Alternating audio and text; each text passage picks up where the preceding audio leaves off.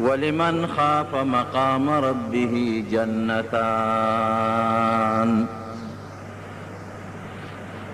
رب العالمین قرآن حکیم کے دا مسلمان دا کامیابی دا پارا یو ډیر آسان او رکوټې غوندې نسخه ښیي چې کوم انسان د قیامت لویه ورځ د حساب کتاب میدان او الله ته مخامخ کېدل، الله ته پیش کېدل، دا ځان ته رامخکې کي او د دې په زړه کې یره راشي، هیبت راشي، دا د انسان دپاره لویه کامیابي ده. د قیامت ورځ او حساب کتاب او د هغې مقصد هم دا دی چې انسان په دنیا کې نیک عمل وکړي، دی په دنیا کې الله یاد کړي او د الله نه غافل نشي. زمارونو دا د انسان فطرت دی چې یره د انسان په سر وي نو دی ټیکي، او که یره نی نو انسان خو څه کوي چې د څاروي په سر هم یره نی نو دی بې سری. هغه څاروی چې ګوره بعضې څاروی وال کوي، په هغه خپل مالک یرولي نو چې هغه مالک ورته را مخامخ شي نو د هغه نه رستو کېږي، او چې د مالک نه بغیر بل څوک ور مخامخ کي نو ښکرې ورته اړه نه کي. د څاروي په زړه کې هم چې یره یې دې ټکي چې یره نی دی بې سری. دغه رنګې د کومو بچو په زړه کې چې د مور او پلار یا د سکول د استاد یا د دیني استاد یری دی پاده وي، او د کوم ماشوم په زړه کې چې د مور او پلار یا د استاد د مشر یره نی دی بې سری. رونو انسان هم داسې دی، که د په زړه کې د قیامت د ورځې یره وي چې الله به مانه تپوس کوي، حساب کتاب به را سره کوي، ښه کوم که بد کوم دا ټول به د قیامت په لویه ورځ راته رامخکې کي، دی به پاده وي، دی به ټیکي، دی به د الله نه یریدونکي پرهیزګار مسلمان جوړیږي. او که په زړه کې د الله یره نی، د قیامت خبرې تاړو توجه نه ورکوي، د قبر عذاب، الله ته ودرېدل، هېڅ قسمه یری پړ کې نی، دی به بې سری، د هېڅ پروا به نی، دی به نه الله یادوي نه به د شیطان نه ځان ساتي. نو د کامیابۍ نښه، د الله په نزد د کامیابۍ نښه، د جنت د رسېدو نښه، د الله د رضا نښه دا ده چې ځان به بې سره نه جوړی، قیامت به نه یری، د قبر عذاب به نه یری، الله به نه یری، حساب او کتاب به نه یری. دا به ستا یقیني چې دا ټولې خبرې مخکې را روانې دي، زه ورسره مخامخ کېږم.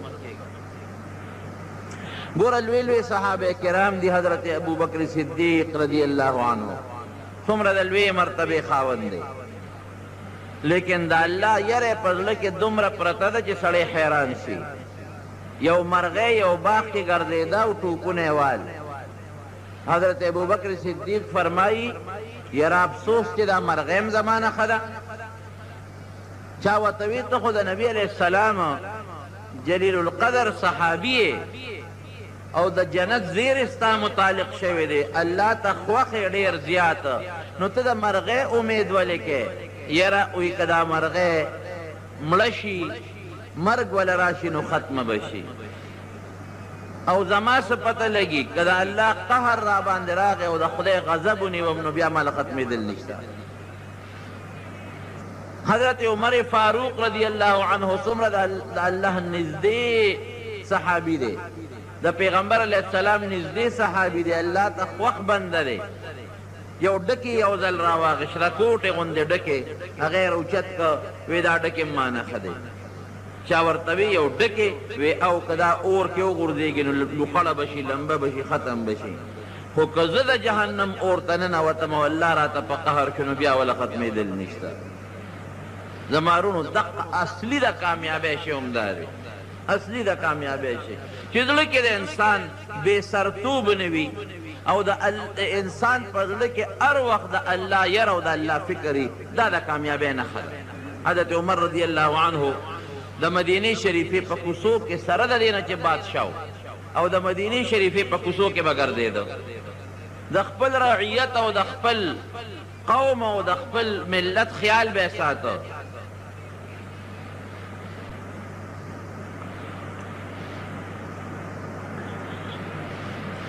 یو ځل پوره د الله یرې ته د مدینې شریفې په لاره روان دی او ګوري نیمه شپه ده، نیمه شپه یو ځای کې د جړه آواز واورېده، ماشومانو ژړل. ملګری ورسره دی، ملګري ته وایي ته راځه داسې د مدینې شریفې نه بار ځنګل علاقه ده چې ورغی هلته اوس ماشومان دي جاړې اور بلیږي. یو بوډۍ ښځه ورسره ناسته ده او ماشومان دي ورسره. حضرت عمر ته تپوس کوي رضی الله عنه وایي دا ماشومان ولې جاړي؟ وایي دا وږي دي وږي. وایي چې وږي دي نو دا خوراک چې تا په دې اور باندې ښودی دی نو دا وله زر ورکه که نه؟ وایي په دې کې خو خوراک نشته. وی د کټوۍ کې د سا چولې دي، وی اوبه دي او کاڼي دي پکې. وی په اوبو په کاڼو څه کې؟ وی دا ماشومان پې غولومه، دوی مې په تمه کړي دي چې دله څه پخومه، نور خو څه شته نه. نو په دې تمه باندې که د دوی دا جړه لږه غلي شي او دوی له خوب ورشي هسې خو راته جاړي نو په دې یې غولومه. نو دې ورته وایي چې ته د مسلمانانو بادشاه له ولې نه راځې؟ بیت المال له ولې نه راځې چې دا ماشومان درته جاړي او چغې درته وایي او خیمه د شپې لګولې ده؟ وی د قیامت ورځ به یې د عمر ګریوان او زما بلاسي. بس داسې وبوګنېده ویرېده. وی ترور عمر ده نه څه خبر دی؟ خو چې ته خبر کې او بیا صدر نه کړي نو د الله دربار کې به یې د قیامت ورځ راکاږي. نو چې تی خبر نه کې نو اده نه څه خبر دی؟ وی چې زمان نه ځان نشي خبرولی بادشاهي ولې کوي؟ چې دی بادشاه وي نو ما نه به ځان خبروي ګرځي به. غلام ته وایي شا به را منډه که دی خو یې پېژنده نه چې دا عمر فاروق دی. لاړ بیت المال ته او د هغه ځای نه یو بوجۍ را ډکه کړه، اوړه او ستوان او کجورې او څه هغه زمانه کې چې کوم خوراک دی هغه یې پکې واچو او بوجۍ یې ډکه کړه او خولې وله وتړله. هغه غلام ته وایي نوکر ته وایي دا را پشا کړه. هغه غلام ورته وایي صاحب نه دا به زه پشا وړم، ما ته یې را پشا کړه. عمر فاروق رضی الله عنه ورته وایي نه ته زما نه ډېر مضبوط او نه ثواب زمانه زیات خوښ دی. وی نه صاحب دا خبره خو ټیک ته خو ته بادشاه او زه غلام یم او پیټې وړل د غلام کار د بادشاه کار نه دی، دا به زه وړم. وی د قیامت پر ورځ به زما پیټې څوک وړي؟ اوس خو به دا پیټې ته یوسې خو د قیامت پر ورځ به یې څوک وړي؟ بیا وړی شي؟ که د قیامت پر ورځ زما پیټې وړی شي نو دا م یوسه، که د قیامت پر ورځ نه شي وړی نو زه خپل پیټې او ته خپل نو بیا به دا زه وړم. وی د قیامت پر ورځ خو ستا بوج نه شم وړی. وی را پشی که ګوره امیرالمؤمنین ته بادشاه د مسلمانانو ته هغه پیټې بوجۍ مې ورپشا کړه. نو چې کوم سړی د بوج د وړوني نو هغه ته شی وړل ګراني که نه؟ وی دا بوجۍ درنه وه. وی قسم دی اوس هم هغه منظر مې په دې سترګو کې دی چې دا خپې به یې کږې وږې تلې راتلې. وی په ډېر تکلیف یې هغه بوجۍ یوړله او د هغه ښار نه بار د هغه بوډۍ د خیمې خوا کې وغورځوله. وی ما ته وی شا به دا کټوۍ وینځه اوبه پکې برابر کړه چې د ماشومانو له خوراک برابر کړو. وی کټوۍ مې برابر کړه، په هغه کټوۍ کې د زیتون تیل واچول، اوړې پکې واچول، کجورې مجورې پکې واچولې چې سالوا د ماشومانو له اوس پخه کړي. وی اور هم بلاو، اور نه بلېده، مړ شو راته. نو وی مې چې صاحب دې خوا شه چې زه دا اور بل کم. وی اخوا شه دې اور ته وی ګرمي ده چې دې خوا شه لوګې دی. وی ما ورته وی چې دا لوګې دی او د قیامت لوګي سره بس څه کوي؟ او ما ته وی چې دا اور د دې نه خو مې خوا کې خو د قیامت اور سره بس کوي. وی قسم دی هغه اور له به پوکې ورکو.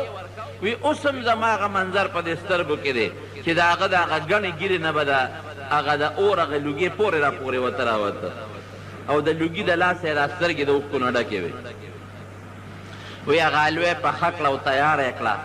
او هغه ماشومانو ته یې کېښوده. وی ما ورته وی صاحب زه چې ځو نه وی صبر وکړه دا ماشومان مړو. نو ماشومان په خپل لاس باندې ماړه کړل. بیا مې وی صاحب زه چې ځو وی صبر وکړه دا ماشومان په جړا مې لیدي دي چې دي په خندا شي نو هله به دې ځم چې د قیامت په ورځ دا بوډی ما د الله دربار کې راکاږي چې زه خو الله ته کم از کم دومره ویلی شم که نه. وی چې ماشومان ماړه شو یو بل سره په خندا او په لوبو شو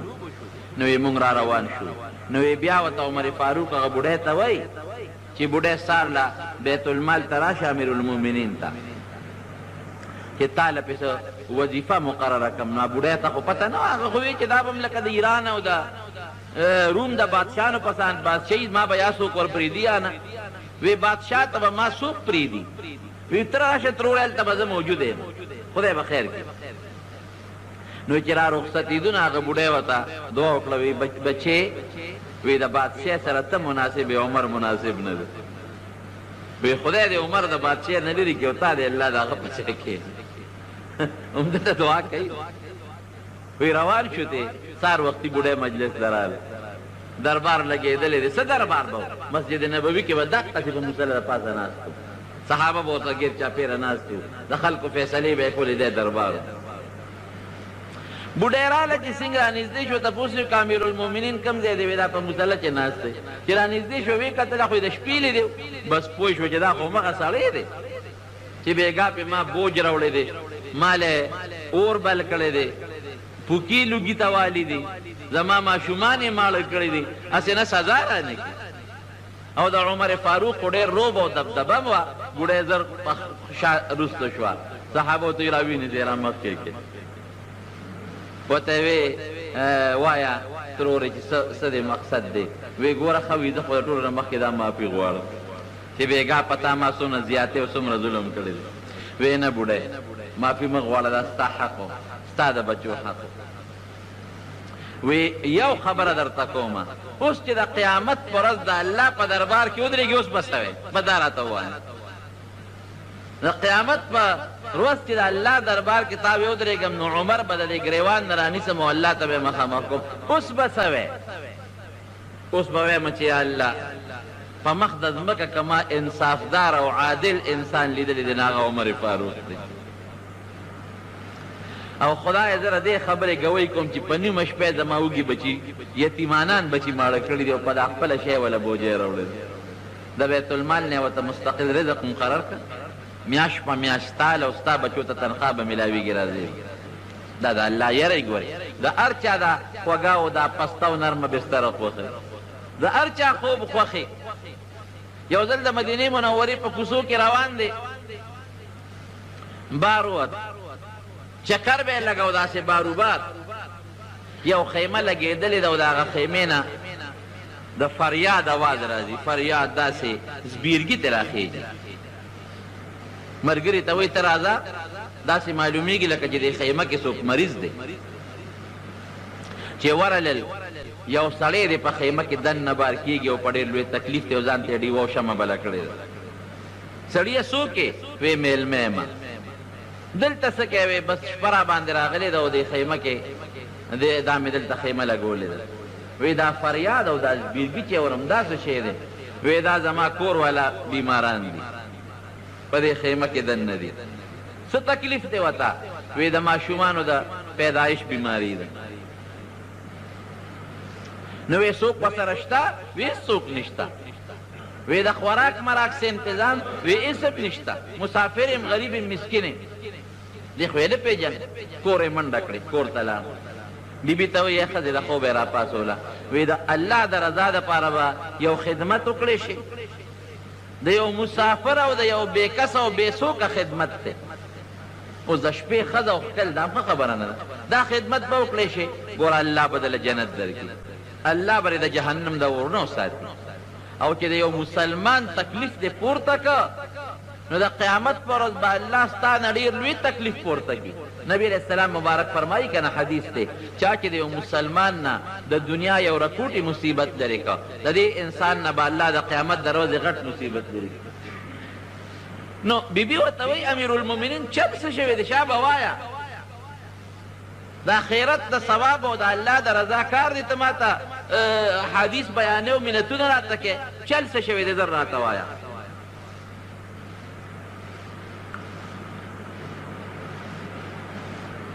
وی دغسې د دې ښار نه بار په خیمه کې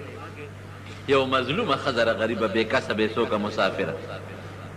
او د وړو د ماشومانو د پیدایش تکلیف دی ود وی شابه زه چې ځو وی چې سامان ځان سره واله چې انسان له څه ورکول غواړي دغه وخت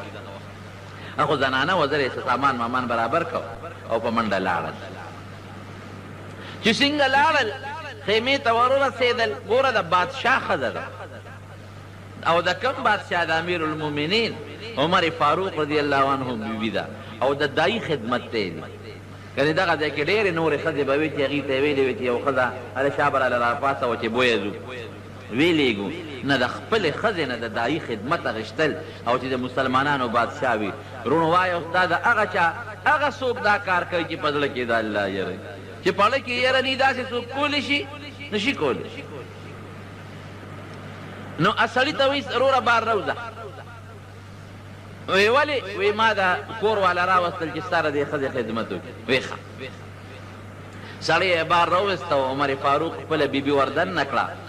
ښځې له هغه وخت سره چې څه ګرم خوراک پکاري یا بل څه پکاري هغه انتظام یې ورته برابر کړ او عمر د هغه سړي سره بار ناستې په خبرو اترو دي دې کې د هغه ښځې له الله ماشوم ورکړه لک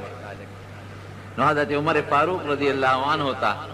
ښځې بیبي آواز وکړ وی امیر المؤمنین مبارک دشه ستا دې مسافر رور له خدای پاک زوی ورکړه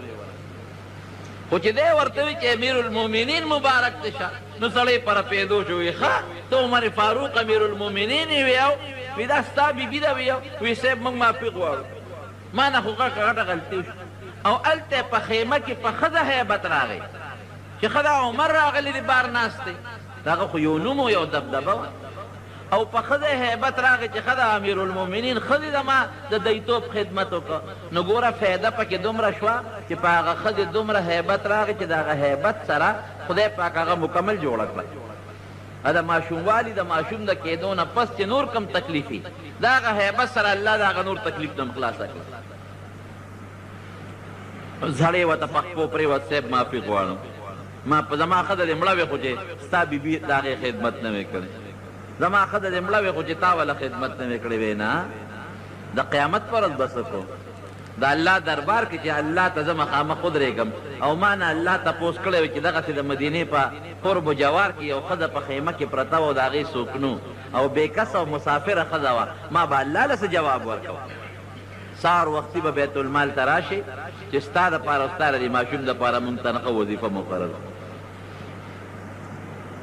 زړه کې چې د الله یری حضرت حسن رضی الله عنه فرمایي حضرت حسن وی زما د قسم د جمعې ورځ وه حضرت عمر فاروق رضی الله عنه ته مې کتل نو جامو کې ټوټې لګېدلې وې نو ما هغه ټوکړې وشمېرلې 12 ټوټې ورته لګېدلې 12 ټوکړې او یو ځلې جامه وشلې ده نو درزي له ولېږله وی دې ته یو ټوکړه واچوه نو هغه درزي ورته نرمه پسته ټوکړه واچوله نو چې دله جامه راولېږله وی دا خو ورته نرمه اچولې ده واپس یې ورولېږله وی غټه مضبوطه کپړه ورته واچوله او خپلو عاملانو ته وزیرانو ته ګورنرانو ته چې کله به یې لېږل نو دا به ورته نصیحت کو چې ګورې ته خو لاړې د پلانکې علاقې ګورنر مې کړې خو ګورې نری جامې به نه اغوندې غټې به اغوندې معده ډوډۍ به نه خورې د کلک وړو ډوډۍ به خورې دوه شو او دریم دا دی چې په ځان به څوکیدار نه مقرره چې هر وخت د مسلمان اجت او تا ته را رسېدی شي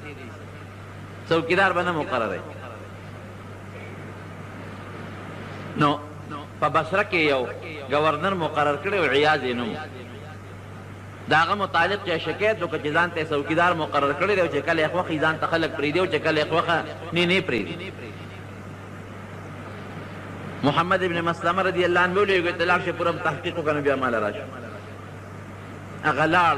چې معلومات یې واخېستل راغی وی امیر المؤمنین خبره رښتیا ده ځان ته څوکیدار مقرر کړی دی چې کله یې خوښي خلک پرېږدي او چې یې خوښه نه پرېږدي وی ډوډۍ څنګه ده وی د معدې ډوډۍ خوري وی جامې څنګه ده وی نری باریکه جامه اغوندي سوال جواب یې ورپسې وکړو ته ما معزول پرې راشي د ګورنرۍ نه مات که بل ګورنر یې مقرر او چې مدینه منورې ته راوسته ورته وی ښه ته مسلمانانو گورنر مسلمانان به غټې جامې غوندي درنې او ته به نری د ریخمو نری باریکې جامې غوندي مسلمانان به ستغ وړه خوري او ته به د معدې ډوډۍ خوري او تا ته د مسلمان چې اجت شي نو ستا څوکیدار به ولاړي کله به یې پرېږدي او کله به یې نه پرېږدي ته ما د ګورنر نه مات کړې او اوس به داسې کې چې نری د شړۍ جامې یې وله ورکړې دا شړۍ تي که نه دا ویښتو والا هغه سړی ګرۍ ځکه هغه خو د ویښتو وي که نه دوه څادره یې ورکړه وي دا واغونده را خپلې جامې دې لرې کړه او ګډه چیلې یې وله ورکړه او کونټه یې ورکړه وی لاړ شه صحرا ته او دا ګډه چیلې سره وه چې یو میاشتې په سترګو ونه وینم چې د وجود نه دا کبر وباسم ته به د قیامت پر ورځ الله له څه جواب ورکړې او عمر به خدای له د قیامت پر ورځ څه جواب ورکړي چې د بصرې والي یې هغه سړی مقرر کړی دی چې د قوم جامه یو شان وره د بل شان ده د قوم ډوډۍ یو شان وره د بل شان ده او ځان ته څوکیدار مقرروي نو په خپله 12 ټوکړې به په جامه کې وي حضرت حسن رضی الله عنه فرماوي ما وشمېرلې 12 ټوکړې ورته لګېدلې او ټوله شپه به د الله تعالی عبادت کوو ټوله شپه جړل به او چې کله به پېشمني شو نو بیبي او د کور خاوندان به یې پاڅول وامر اهلک بالصلاة واصطبر علیها دا آیاتونه به یې لوستل او ټول به یې پاڅولي پاسېره تهجد وخت دی چې تهجد وکړي مصر چې کله فتح شو شام او د مصر د علاقې نو د مسلمانانو چې هلته کې کوم والي دی ګورنر دی حضرت عمر فاروق رضی الله عنه عمرو بن العاص رضی الله عنه عمر فاروق رضی الله عنه پسې سوال جواب راولېږه چې صاحب شام ته راشه شام د مسلمانانو په قبضه کې راغی او شام فتح شو شام خو بیت المقدس پکې لوی جومات دی او د ډېرو پیغمبران او یا پکې پیغمبران دفن دي او د مسلمانانو دپاره لویه خوشحالي وه چې زمونږ قبله اولا فتح شوه او د مسلمانانو په قبضه کې راغی نو عمر فاروق رضی الله عنه د ډېرې لویې قافلې سره شام ته روان شو په لاره ځي مزل زیات دی او اوښان کم دي وی دوه کسان په یو اوښ باندې سواره شي دوه کسان او نمبر به پې سورلي کوي مثلا 2 میله په یو سوري بل به ښکته رواني چې اوښ هم ستړي نه شي بیا به پې 2 میله بل سوري بل به مهار نیولي په لاره به رواني قافله روانه شوه حضرت عمر فاروق رضی الله عنه ځان سره یو غلام ملګری کوي هلکه ته به ما سره ځو نو چې په لاره څنګ د عمر نمبر راځي او کوزیږي غلام ورته امیر المؤمنین څه کوي وی بس اوس ته سورېږه خپلې به زه نیسم وی صاحب ما شرمې ما بیزته کې دا خلک به څه وایي زه ستا غلام یم ستا نوکر او خادم یم نو صاحب تاسو به بره ناست یې او اوښ به زه چلو زه به د اوښ پړې به ما نیولي وی نه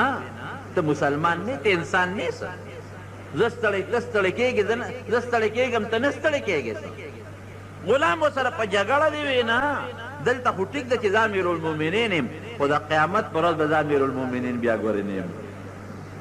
دلته د مسلمانانو بادشاه یم او د قیامت په لوی میدان کې بیا به زه د مسلمانانو بادشاه نه یم الله له به څه جواب ورکړو اقصې چې څومره مزل به عمر په اوښ کو او پړې به هغه غلام نیولی اقمره مزل به بیا غلام یې بره په اوښ باندې به سور کړ او پړې به عمر فاروق نیولی او بس کیڅوک داسې چې خپل نوکر په ساري باندې سور کړي او پړې ده نیولي او وی امیرالمؤمنین عمر فاروق غوندې سړی شام ته ورسېدل کافي مزل وي چې شام ته نږدې شو د شام یهودیان او عیسایان ټول استقبال لروتي او نوم خو یې خلکو اورېدلی چې حضرت عمر د یو روب او د دبدبې خاوند دی نو تماشې له هم ډېر خلک راوتي وي چې موږ دا عمر ووینو چې دا لا سینګ سړی دی اتفاقا چې شام ته کله داخلیږي قافله دغه وخت کې د عمر نمبر په دې راغلی دی چې د اوښ پړې به نیسي او غلام به سورېږي نو عمر فاروق راکوز شو غلام ته یې برخېږه او زما نمبر دی غلام ورته خدای دپاره امیرالمؤمنین دا خو موږ دار شام ته داخلیږو دا خلک ستا استقبال له راوتی دی نو دا خو ډېره زیاته بده خبره ده چې د اوښ پړې تا نیولې او زه پرې د پاسه سورې یم ځکه په لار هم دا چلو که نو خیر دی لیکن دلته به دا چل نه کړو دا خلک به څه وایي موږ به بېعزته ښکاره شو دا مسلمانان به ډېر وایي به چې ښه د دوی داسې امیرالمؤمنین دی بادشاه دی چې غلام په اوښ ناست دی او پړې ده نیولې دی ورته یې ویې ګوره د انصاف کار به کوو بې انصافي به نه کوو انصاف دا دی چې نمبر زما دی خلکو هم ورته مینت وکړو زاري ورته وکړه وزیران ټول چې صاحب دا زمونږ بېعزتي را دا ستا بېعزتي را د مسلمانانو بېعزتي را او د خدای دپاره ته سور شه او پړې خیر دی دا غلام نه بل څوک به ونیسي دوی داسې کېږي نه خو هماغه غلام یې په اوښ باندې سور کړ او د پړې نیولې د مصر په لاره چې کله پاشاغرا باندې ور داخل شو هلته یهودیان او عیسایان دي چا سره کتابونه دي ورته ګوري چې یاره وګورو چې زمونږ په کتابونو کې د مسلمانانو د دریم خلیفه د دویم خلیفه د عمر فاروق کوم صفتونه دي چې هغه په ده کې شته او که نشته چې مونږ ته پته ولګي ځکه چې په پخوانو کتابونو کې د نبي علیه السلام او د هغه د څلورو واړو ملګرو مکمل صفتونه موجود مونږ ګورو چې دا هغه دی او که نه دی نو چې دې سیک په هغه شهرا په هغه لویه لاره ور مخامخ شوه یهودیان عیسایان یو بل له مبارک وی مبارک شی وی دا هغه عمر نه دی دا په اوښ باندې چې سور دی وی دا مخکې چې را روان دی دا ستاسو امیرالمؤمنین اوښ دی بیا وی دا هغه نه دی وی زمونږ په کتابونو کې چې د مسلمانانو د دویم خلیفه کم صفت راغلی دی هغه په ده کې نشته د مصر بادشاه ورته وی دا د اوښ پړی چې نیولی دا بادشاه دی زمونږ دا چې سور دی دا نه دی د اوښ دا پړی چې نیولی دی چې هغې کتابونو ته وکتل او ده ته وکتل وی قسم نه چې همدغه سړی دی د مسلمانانو دویم خلیفه د نبي علیه السلام دویم ملګری هغه همدا سړی دی صرف د عمر فاروق په لیدو باندې پروردګار د دنیا یهودیان او عیسایان مسلمانان کړل صرف په لیدلو باندې بیا چې کله مصر ته ننوت د شام ته سهار له د جمعې ورځ ده او په بیت المقدس کې به عمر فاروق د جمعې تقریر کې خطبه وویل د دنیا خلک راغلی دی او ناست دی د مصر چې کوم ګورنر دی هغه ولا جامې راوړې خشته مزېدارې ښکلې وی حضرت چې کله ولامبې دا خشته ښکلې جامې واچوه دا پاکې مزېدارې مې درې نوې جامې راوړې وی دا ولې وی ځکه یهودیان به راځي عیسایان به راځي د هغوی عالمان او پوه خلک به راځي ستا نه به تپوسونه هم کوي او تا سره مجلس به هم کوي نو چې تا خشته جامې چولي صاحب دا جامې د ټولې ټوکړې ورته لګېدلې دي نو ښه خبره نه ده ورته یې وی نه وی دا جامې د رقم ځای نه راوړې وی دا صاحب د بیت المال وی د بیت المال به زما دی د عمر دی او که د عمر د پلار دی د قیامت پر ورځ به الله له څه جواب ورکوم ستا خپلې جامې شته چې ما ته وبخې وی صاحب زما خو دا یوه جوړه دا چولې مې ده وی د بیت المال مال به ماله نه راوړم زه یو څه وی چې دې جامو ته ټوکړې لګېدلې دي خلک به راپورې خاندي زمونږ بېعزتي ده او ښکلې جامې واچوه او ورته څه وایي وی کفا بالایمان زینتن وی د ایمان نه بهترین ډولې شی بل نشته دی جامه به خپل کار کوي جامه که هر څنګه ده خو چې سړی د ایمان په جامه باندې مزین او خشتۍ دا خوند کوي هغه جامې ځان دا جامې به ووینځم خیرنې شوې دي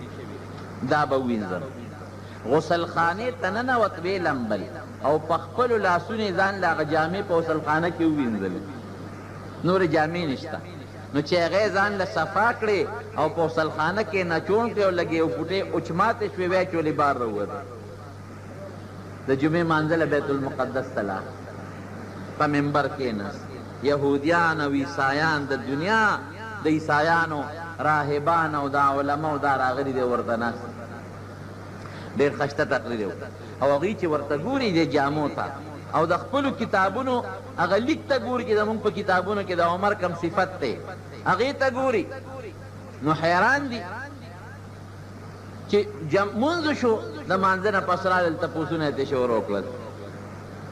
حضرت عمر فاروق رضی الله عنه ورته د یو عالم له د یو راهب له ډېر په اطمینان جواب ورکړ په دغه مجمع کې چې څومره په زرګاو یهودیان عیسایان پروردګار ټول مسلمانان کړل هغه عیسایان او یهودیان چې مسلمانانو ته به دین ستاسو درست نه دی او زمونږ دین ټیک دی او داسې دي داسې دي زما وروڼو چې د انسان په زړه کې د الله یره راشي که نه د هغې اثر د انسان په دې مخ او په دې وجود باندې راشي او بیا د هغې اثر په بل مسلمان پرېوځي الله یره راشي نو په بل مسلمان یا په کافر یا په انسان یې داسې اثر پرېوځي لکه شیشه چې څنګه یو دیوال ته نیسي او هغه برېښنا کوي زمونږ په خبرو کې اثر نشته ولې زړه کې هم د الله یره نشته زمونږ وینا نه په مونږ اثر کوي او نه په بل اثر کوي ولې د زړه یره نشته که د زړه یره وي نو بیا به په مونږ هم اثر کوو په تاسو باندې به هم اثر کوو پلار زوی ته لګیایي نصیحت کوي استاد شاګرد ته لګیایي نصیحت ورته کوي مشر کشر ته لګیایي نصیحت ورته کوي یره وی په خبرو کې مې اثر نشته وی ډېر نصیحت مې ورته وکړو په دې بچي اثر ونه کړ دا د یرې دا د زړه د درد نه خبره نه چې کله د زړه د درد نه خبره د زړه د یرې نه او د هیبت نه او د درد نه راووته قسم دی هغه په کشر هم اثر کوي او هغه په بچي باندې هم اثر کوي هارون الرشید یو بادشاه تیر شوی دی مشهور بادشاه نو دا خبره مې دې پورې کوله چې د حضرت عمر دا چې سکول په زړه کې د الله یره پرته ده یره خوف خدا یو ځل وی که دا ټول خلق الله جهنم ته وبخي ټول مخلوق او الله اعلان وکړي د قیامت پر ورځ چې دا ټول ما وبخل جنت ته دي شیطان هم مثلا وبخي هېڅوک پرې نه دي خدا اعلان پکې وکړو چې صرف یو کس به دوزخ ته ځي او باقي به ټول جنت ته ځي یو به وایي څوک چې څومره مخلوق دي دا ټول تر شیطانه پورې الله وبخي مثلا مثال فرض باندې خبره چې دا ټول مې وبخل خو یو کس به جهنم ته ځي وی دا به څوک وي دا به عمري وی دا به زه یم دا دونه من الله نه یره او که الله تعالی اعلان وکړي چې دا ټوله دنیا جهنم ته ځي او صرف یو کس به جنت ته ځي وی دا به څوک وي دا به عمري چا ورته دا ولې وی یره مې هم د الله نه فضله کړې چې هغه یرې ته ګورم نو دونه مې پړه کې یره ده چې زه یم که ټوله دنیا جنت ته ځي او یو دوزخ ته ځای به ځم او د الله د رحم امید مې هم پړه کې ډېر زیات دی بل طرف ته چې د الله رحم ته ګورم نو یم چې ټوله دنیا دوزخ ته ځي نو د الله هغه رحم به په مې زه به جنت ته ځم زمونږ د طالبانو ته رجا او خوف وایي یره امید نو لکې به را دواړه ساتې هم به د الله نه امید ساتې چې یاره زه مسلمان یم الله زه د مسلمان مور او پلار نه پیدا کړم الله زما په ژبه ښکلې کلمه جاري کړله په مسلمان وطن کې پیدا کړم مونځ وله کوم او دس کوم نو انشاءالله د الله نه مې تم او امید شته چې ما به الله وبخي او جنت ته به مې ولېږي خو ګورې ځان به بې مهاره اوښ هم نه ګرځی پرانستې غویانو غوبل چې به چې دا یاره خو چې څه کوم نه کوم به نه په زړه کې به د الله یرم ساتې یاره شیطان شته نفس شته ورپسې د قبر عذاب شته د الله احسانات را باندې ډېر دي زما مونځ به څه مونځي زما روجه به څه روجئ که دې خوا ته عبادت کوم اخوا غیبت کوم که دې خوا نیکي کوم اخوا کنزل کوم اخوا پردې حق نو د الله یره به هم په دا زړه کې ساتې دوه خبرې هم د الله نه یره او هم د الله نه تمه هله به ته کامل مسلمان یې هارون الرشید بادشاه خضر او زبیده نومې دی زبیده بیا د تره لور ده او ډېره نیکه بیبي ده پرهیزګاره پاک دامنه ښځه وه د ډېر دولت خاونده وه کله چې دا به مکې مکرمې ته تله حج له نو دې به اعلان وکړو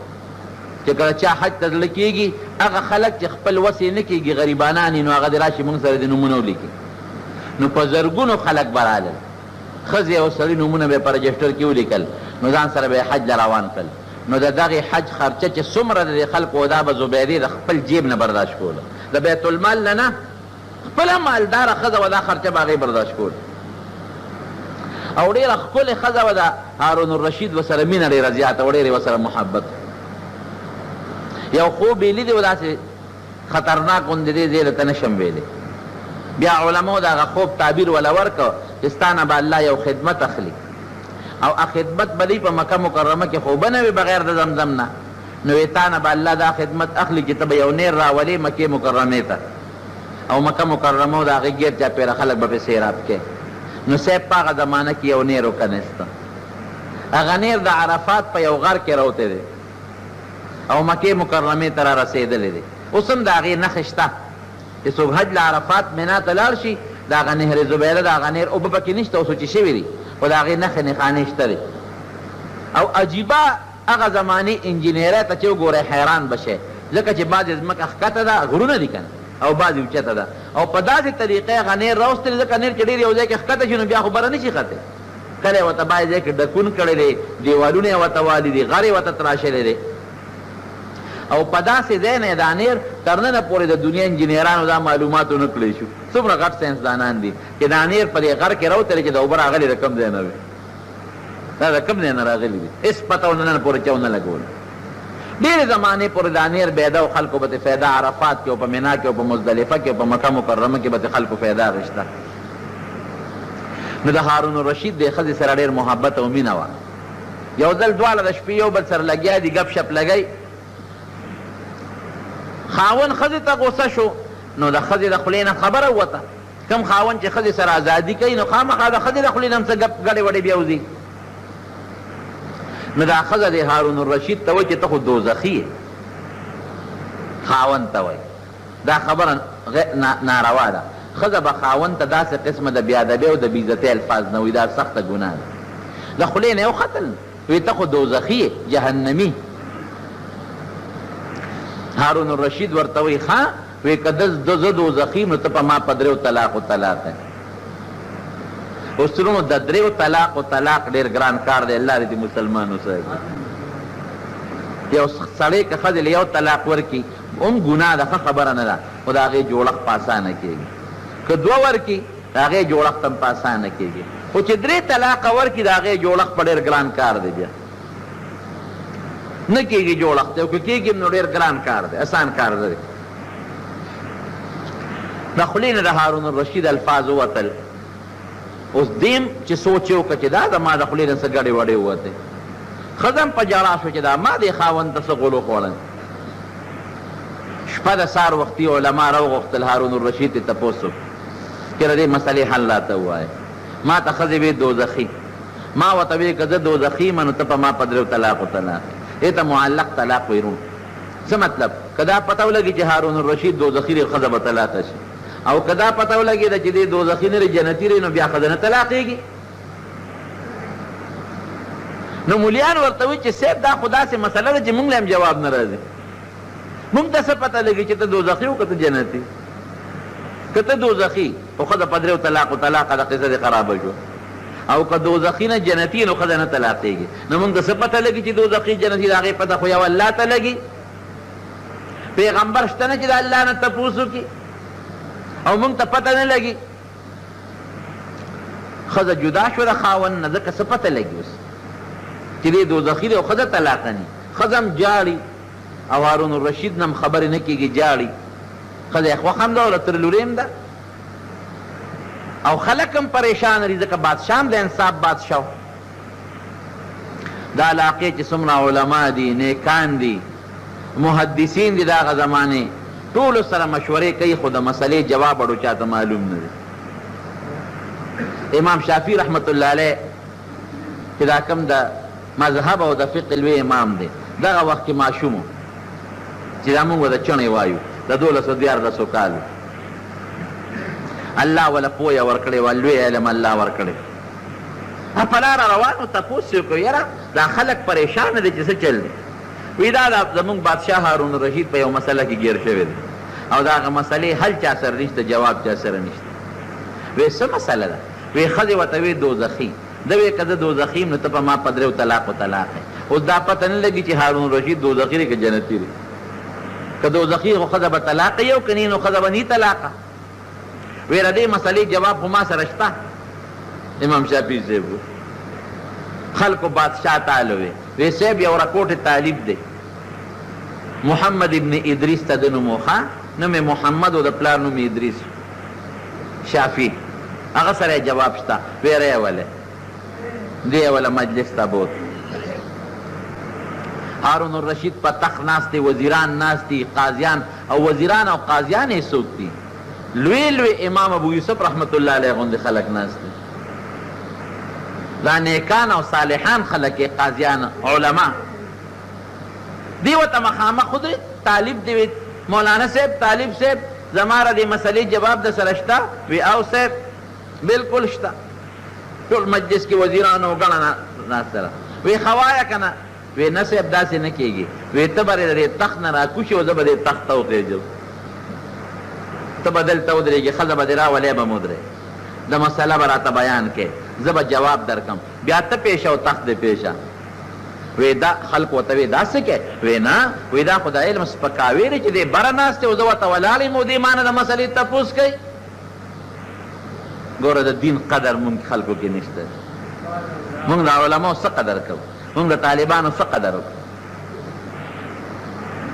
په لاره به ملا رواني، اکثر به اودس مات کړي، مونږ به یې تپوس وکړو استاد پوی کې چرګه پروت دی څو برقې ته وباس صبر وکړه چې دی خو لږ یو بوټی ځان فارغ کړي بیا به دې تپوس وکړي. دین د دین عزت پکې، د دین مسله دا د قرآن یا د سنت نه به تا ته امام د هغې جواب درکوي، د هغې به تم قدر کوي، امام به هم قدر کوي. که مونږ د دین د قرآن او د سنت او د هغې د مسلو قدر وکړو مونږ به په خپل عزتمن یو، او که مونږ د هغې قدر ونه کړو مونږ به بې عزته یو. ګوره نه مونږ د ګیرې قدر کوو، که یو سړی غلا وکړي نو مونږ ګیرې ته نسبت کوو، ته لا جیخې نه لکه د اغلا خو یې دې ګیرې نه را کړې، دا خو یې لاسونو کړې ده. که سړی معمولي غوندې په سیکل چا سره ډغره وایي او ته لا شیخې، نو دا بریکونه یې په دا ګیره کې لګېدلي دي چې ته ورته وایې چې شیخې، بریک خو یې لاس کې دی. ګوره دا زمونږ د شیطان هغه اثر دی چې مونږ ته ګیرې ته نسبت کوو، پټکي ته نسبت کوو، ګیرې ته نسبت کوو. علم ته لا مولی، ته لا طالبې، ته لا سپین ګیرې، نو دا رواني دې ګیرې وکړه، او که دا رواني دې پټکي وکړه، او که دا رواني دې علم وکړه. مونږ ته دین سپک ښکاري ځکه مونږ سپک یو، مونږ په بچو سپک یو، مونږ په کشرانو سپک یو. ولې؟ مونږ د دین قدر نه کوو. که مونږ د خپل مشر د ګیرې، دا ګیره او پټکي دا خو سنت څیزونه دي، نو که مونږ د پیغمبر د دې سنتو قدر وکړو، د ګیرې، د پټکي، د مشر، د پلار، د استاد، د عالم، د طالب، د جومات، د مصلې، قسم په خدای چې تاسو مونږ به عزتمن یو. بیا خو مونږ کې د عزت نشته نو مونږ هم بې عزته یو. نو وی دا د دین سپکاوی دی چې زه لاندې ولاړ یم او دی په تخت سور دی او ما نه د مسلې تپوس کوي. دی به راکوشي، زه به په تخت کښېنم، د مسلې تپوس به وکړي، زه به جواب ورکړم. بیا دی پیش او خپل تخت دی پیش او بادشاهي یې پیش. هارون الرشید پوه شو چې هلک خو عالم هم دی خو هوښیار هم دی، علم سره ګورې عقل لوی څیز دی، علم سره چې عقل نی هغه هم بېکار دی. ښځه یې راوسته، په پړوني کې مخامخ ودرېده او هارون الرشید زر د تخت نه راکوز شو. امام شافعي صاحب رکوټ طالب د په تخت د پاسه کېناست، چې کېناست لوی وزیران علما قاضیان ناست دي. وی وایه مسله دی. وی صاحب دې ښځې ما ته وی ته دوزخي، ما ورته وی که زه دوزخي یم نو ته په ما په درېو طلاق و طلاق یې. امام شافعي صاحب ښځې نه تپوس وکړو، وی دا خاوند چې دی څه وایي دا ټیک وایي بیبي؟ وی او صاحب بلکل ټیک وایي. اوس راته ووایه چې زه دوزخي یم او که جنتي یم چې ښځه طلاقه ده او که نه. امام شافعي صاحب ورته وایي هارون الرشید بادشاه له اول خو درنې ورته تپوس کوم، وی ستا په زړه کې د خدای یره چېرته راځي؟ د الله د یرې نه ته چېرته جاړې؟ الله اکبر. او ورته وی صاحب هره شپه، وی دا خبرې خو پټې دي، خو هره شپه زه الله ته جاړم،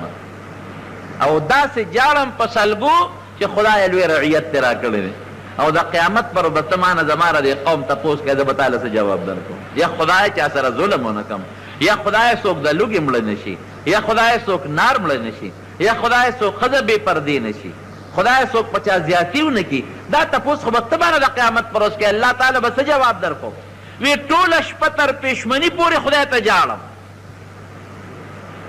وی ښه؟ وی او وی زه ښځه نه طلاقه، زه به وزر ستا ښځه نه. هغه ځای نه پې علماو راودانګل، هلکه طالبه دا مسله ده کوم ځای نه راوویسته؟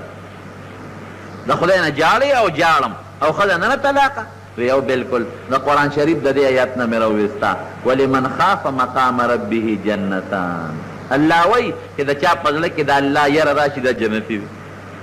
الله به له په جنت کې برغ برغ باغونه ورکوي. نو دی هره شپه الله ته جاړي، په زړه کې د الله یره پرته ده. نو چې په زړه کې د الله یره پرته ده خو جنتي شو که نه؟ زه نه وایم الله وایي، د خدای کتاب وایي. نو چې دی جنتي ده خو وایي که زه دوزخي یم نو خو درې په ما طلاق کوي. مونږ ته خو د جنت او د دوزخ پته به ردې نه لګي. لکه ګوره لوګي چې کوم ځای کې وي نو تا ته پته لګي چې لاندې اور دی، داسې ده که نه؟ لوګي خو بغیر د اور نه ني. تو چې یو ځای کې وي نو ته به دا یا انور دی او یا دا اور دی، یخوالی چې کوم ځای کې وي ته به چې دا واوره ده، د دې نه پته لګي. نو موږ ته د اثر نه پته لګي. الله فرمایي چې د چا په زړه کې یره دا جنتي دی بس، او د ده په زړه کې یره شته ټوله شپه الله ته جاړي، لهذا دا جنتي دی، دوزخي دی، ښځه پې طلاقه نه ده.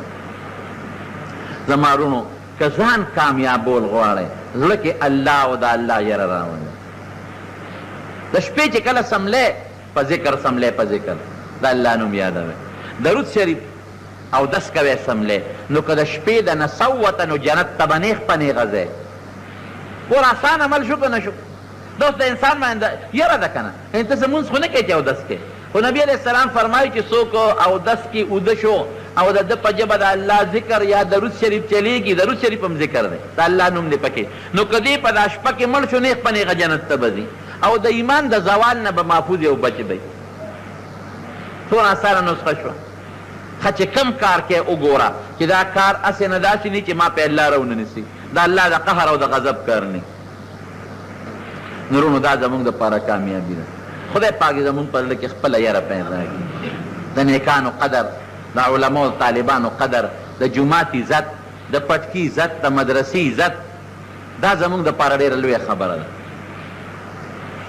نو خدای پاک دې زمونږ په زړه کې خپله یره پیدا کړي، د قیامت د ورځې دا لویه یره دې الله په زړه کې پیدا کړي، او زمونږ د دې حکمران طبقې په زړه کې دې الله خپله یره پیدا کړي.